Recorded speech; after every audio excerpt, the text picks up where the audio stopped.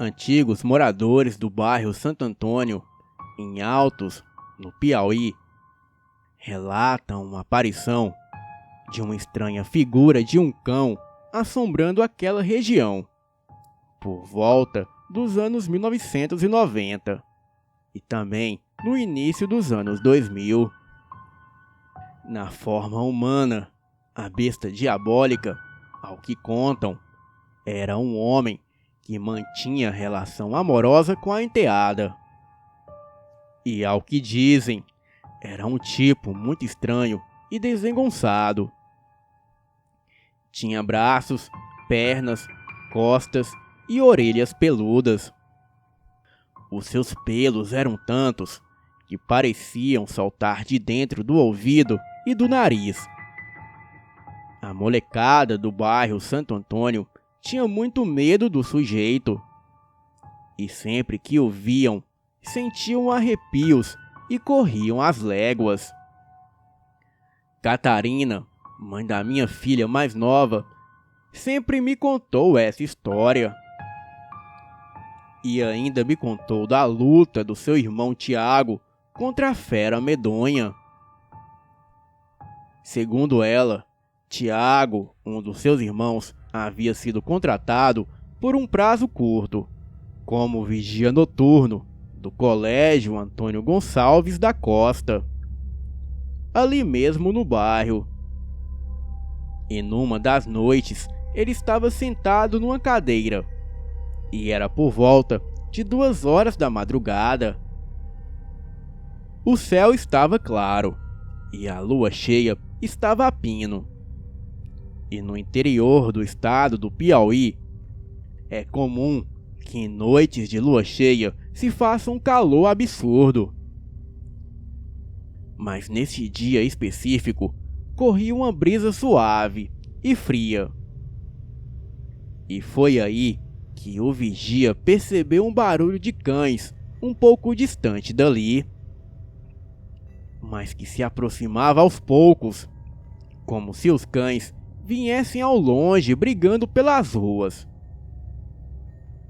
Os cães brigavam com algo ou com alguém. E como o colégio estava em reforma, tinha uma parte do muro que estava derrubada para correção das rachaduras. Bem, o barulho se aproximava e os cães pareciam enfurecidos. Mas ao dobrar a esquina do colégio, os cães foram desistindo, enquanto aquela criatura que eles perseguiam veio bem rápido e entrou para dentro da escola, pelo buraco que havia feito no muro. Tiago, assustado, puxou o facão que levava na cintura e se preparou. E de repente, o bicho apareceu e foi para cima dele. Mas ele, assim que viu a coisa, quase amoleceu as pernas e perdeu a coragem. Mas como não tinha outro jeito, acabou por enfrentar o bicho. E assim, lhe dando umas facãozadas, enquanto a criatura pulava e fazia barulhos assustadores. Tiago, em pânico, saiu correndo para casa, deixando para trás os seus pertences, como garrafa de café, lanterna e outras bugigangas. E ao chegar em casa, Tiago quase quebra a porta gritando pela mãe, que logo abriu a porta. A porta de sua casa era uma daquelas de 2 divisões. E assim que a sua mãe abriu, ele saltou para dentro e rapidamente fechou a porta. E em seguida, ficou olhando pelas frestas da porta se aquela criatura estava o seguindo. Ele segurava o seu facão e permaneceu assim até o dia amanhecer. Tiago queria garantir que não havia sido seguido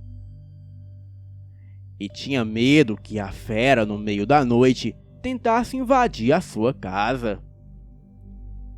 Quando o dia clareou e a sua família acordou, ele foi contar o acontecido e descreveu o animal que havia visto. Ele dizia que aquela coisa era um lobisomem. E ao correr daquilo, aquela criatura infernal fazia um barulho que era como se fosse gemidos e grunhidos ao mesmo tempo. Eram sons que lembravam por vezes um homem. Em outras ocasiões, lembrava um cachorro. Além do que, ele não entendia como, mas havia também um barulho de latas batendo ou chacoalhando. E o mais estranho é que a criatura corria e saltava ao mesmo tempo. Era como se aquilo pulasse pelo chão, mas conseguia fazer movimentos bruscos, como pular de um lado para o outro muito rápido. Ele não conseguia ver se haviam patas naquele animal. Só dava para ver um monte de pelos se mexendo. Bem, a história se espalhou na região, e os tufos de pelo da criatura foram encontrados na rua próxima ao colégio. E por mais absurda que a história possa parecer, ninguém duvidava de Tiago. Primeiro, porque ele parecia o mais assombrado dos homens. E não tinha quem dissesse que ele estava inventando aquilo. Até porque já haviam rumores de que um dos vizinhos virava lobisomem. Ainda na tarde seguinte, o tal homem que dizia carregar a maldição do lobisomem amanheceu todo arranhado e com 2 riscos de faca no lombo. E ao vê-lo naquele estado, Tiago teve a certeza que aquele homem era a fera da noite passada, pois os ferimentos eram os mesmos que ele havia infligido na criatura. Tiago ainda tentou confrontá-lo e queria arrancar a verdade dele de qualquer jeito, mas o homem negou bruscamente a história. Mas contudo, não conseguia fornecer explicações plausíveis para os seus ferimentos. Além do mais, por ser de família cigana, era melhor não mexer com ele, pois os ciganos são muito unidos, de maneira que se mexe com um, se arruma confusão com vários, e assim se acaba por perder a própria vida. E mesmo se o homem confessasse, o que seria feito? Pois até então, virar lobisomem não é crime, e ninguém vai preso por ser um lobisomem. E apesar da negativa, todos no bairro acreditavam que ele era o lobisomem. Arcanjo, um mototaxista que morava ali perto, confirma que haviam tais boatos na época, e que ele era uma das crianças que temiam aquele homem. Chegou a contar que o Antônio, outro morador do bairro na época, teria também enfrentado a criatura. De acordo com o Arcanjo, o seu Antônio hoje em dia é conhecido como Toim, o açougueiro. Mas na época, Arcanjo tinha 17 anos e namorava uma menina muito bonita que morava no interior ali próximo. O lugar se chamava Colônia do Padre.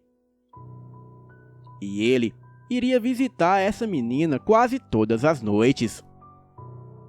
Até que em uma certa noite, Arcanjo foi visitar sua amada. E neste dia, foi bem quando essa família de ciganos haviam acabado de chegar na cidade. E nesta noite, Arcanjo havia demorado mais do que de costume na casa de sua amada. de modo que quando ele estava voltando e passando por uma gruta próximo ao acampamento dos ciganos, ele ouviu um grunhido muito forte e um barulho como se algo corresse em sua direção. E como o arcanjo não era besta, ele correu e subiu em uma árvore ali próximo. Ficou ali quieto e minutos depois ele viu sair da mata um animal muito grande, peludo, de olhos vermelhos, que fedia muito. Aquela coisa se pôs de pé, cheirando o ar. E de repente, como se adivinhasse, olhou para cima da árvore, diretamente nos olhos de Arcanjo. A criatura correu em direção à árvore, se chocando com ela. E em seguida, aquilo cravou as suas mãos na árvore, a balançando, como se fosse gente mesmo. E assim, fazendo o Arcanjo cair. E então ele pegou seu punhal, que sempre levava consigo, e confrontou a fera. Enquanto a criatura ficava tentando atacar Arcanjo, ele com seu punhal ficava dando facadas na coisa. Facadas essas que às vezes acertava, e outras vezes simplesmente batiam numa crosta muito forte. E a faca simplesmente não entrava. E quando finalmente se livrou daquilo, Arcanjo correu para casa. E quando o dia raiou, ele contou para todos o ocorrido, o que novamente levantou as suspeitas contra o homem que dizia virar o monstro. E este mesmo homem, vez ou outra, aparecia todo ferido, de forma misteriosa. Arcanjo contava também que os homens do bairro viviam falando em se unir para capturar a fera. Mas na hora H, todos alegavam ter outros compromissos, para não aparentarem que de fato sentiam medo. Mas aquele cigano que se transformava em fera, querendo livrar-se de futuros problemas, pegou a sua família e foi embora do bairro, levando consigo toda a sua família, inclusive a sua enteada, a quem mantinha relações sexuais. E desde então, ele nunca mais foi visto. E anos mais tarde, ele foi encontrado em uma cidade vizinha, trabalhando em um açougue. Porém, todos desconhecem o seu passado, ou que rumo tomou. Arcanjo também contava que o bicho saltava bastante era para pular em cima da pessoa. E segundo ele mesmo, a única forma do lobisomem se livrar da maldição seria saltando por cima de alguém. E desta forma, a criatura volta à forma humana e a maldição se transfere para a pessoa por cima de quem ele pulou. Arcanjo também contava que o único jeito de botar o lobisomem para correr sem precisar recorrer à força é o chamá-lo pelo seu nome humano. Pois se alguém adivinhar o seu nome, a criatura corre em disparada. E apesar do lobisomem nunca mais ter atacado aquela região, o povo do bairro de Santo Antônio ainda se lembra daquelas noites de assombração. E até hoje, são poucos os que se atrevem a circular a altas horas da noite naquela região. Principalmente nas noites de quinta-feira para sexta. A noite em que a fera corria solta pelas ruas do bairro. Boa noite.